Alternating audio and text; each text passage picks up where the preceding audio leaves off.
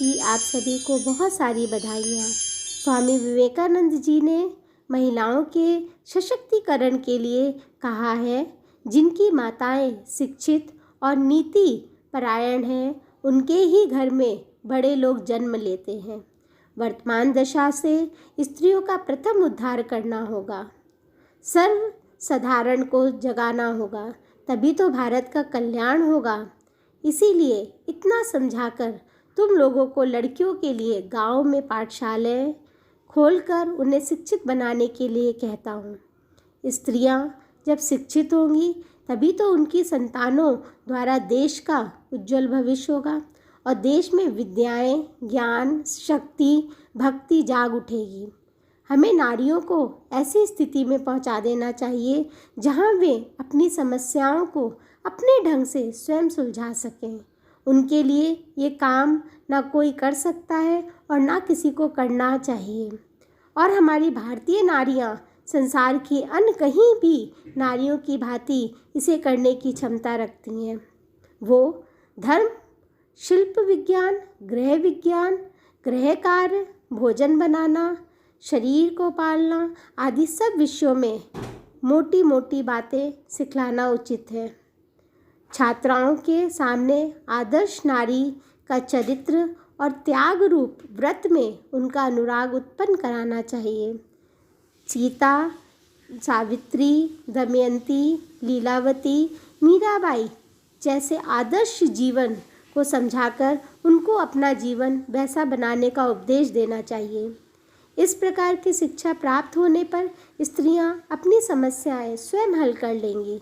अब तक तो उन्होंने केवल असहाय अवस्था में दूसरों पर आश्रित हो जीवन यापन करने और थोड़ी सी भी अनिष्ट या संकट की आशंका होने पर आंसू बहाना ही सीखा है, पर अब दूसरी बातों के साथ साथ उन्हें बहादुर भी बनना होगा।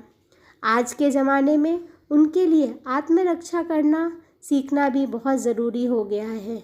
देखो, झांसी की रानी कैसी महान थी।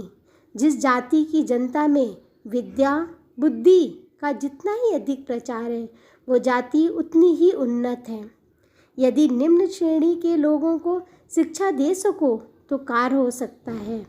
ज्ञान बल से बढ़कर और क्या बल है? क्या उन्हें शिक्षित बना सकते हो? बड़े आदमियों ने कब किस देश में किसका उपकार किया है?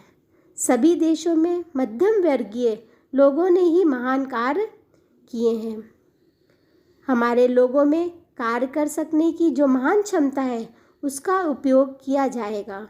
अपने निम्न वर्गीय के लोगों को के प्रति हमारा एकमात्र कर्तव्य है उनको शिक्षा देना, उनमें उनकी खोई हुई जातीय विशिष्टता का विकास करना, उनमें तरह तरह के विचार पैदा करने होंगे।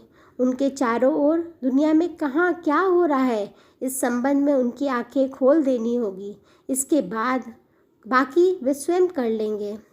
भारत के इन दीनहीन लोगों को, इस पद दलित जाति के लोगों को उनका अपना वास्तविक रूप समझा देना परम आवश्यक है। जात पात का भेद छोड़कर हर एक स्त्री, पुरुष, बालक, बालिका को ये संदेश सुनाओ कि ऊंच नीच, अमीर गरीब और छोटे बड़े सभी में उसी एक अनंत आत्मा का निवास है जो सर्वव्यापी है। इसीलिए सभी महान लोग और सभी लोग साधु हो सकते हैं। आओ हम प्रत्येक व्यक्ति में ये बात घोषित करें। उठो, जागो और जब तक तुम अपने अंतिम ध्येय तक नहीं पहुंच जाते तब तक चैन नहीं लो। धन्यवाद।